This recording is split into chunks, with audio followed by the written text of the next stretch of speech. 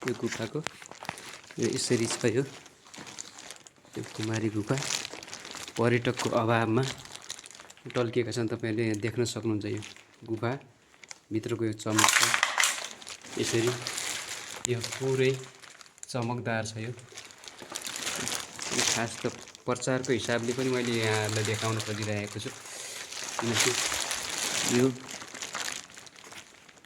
समग्र पोखराको र बाटुली चौर वडा नम्बर 16 को महत्त्वपूर्ण अंश हो। यो यसलाई प्रचार गर्न सक्यो भने यहाँको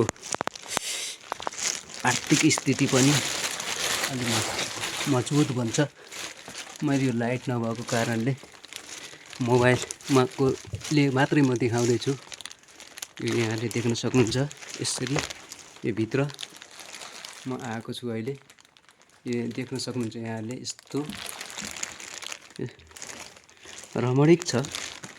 यसका पाताहरूको बारेमा यसरी हेर्नुहोस्। यो आनन्दमय छ। मैले यो साथीहरूका बिचमा मैले राम्रोसँग देखाउन नसकेकोमा म यहाँहरूका बिचमा क्षमा चाहन्छु।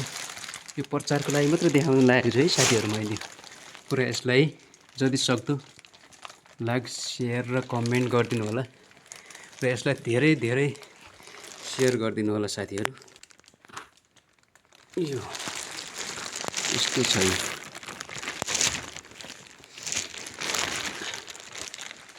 यस्तो छ। यो अति रमणीक छ।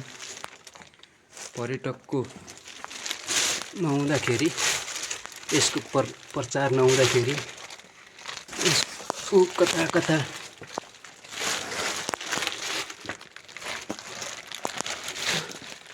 प्रचार नहुँदाखेरि अल्झिएको छ साथीहरू। यो लाइट मैले नलिएर आएको कारणले म धेरै टाढो जान सकिनँ। यस्तो राम्रो छ कि भित्र यो यस्तो राम्रो छ। हेर्नुहोस् यस्तो छ।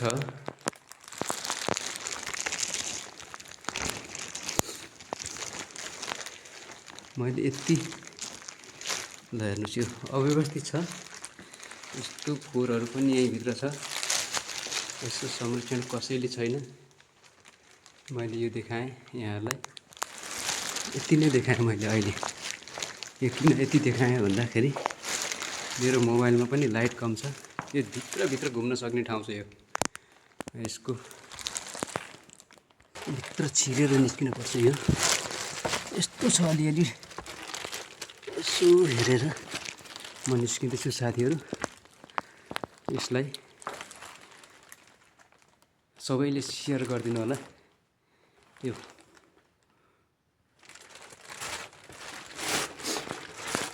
ओझेलमा परेको कुमारी गुफालाई सबैले लाइक शेयर र कमेन्ट गरिदिनु होला साथीहरू। बाहिर निस्किँदैछु।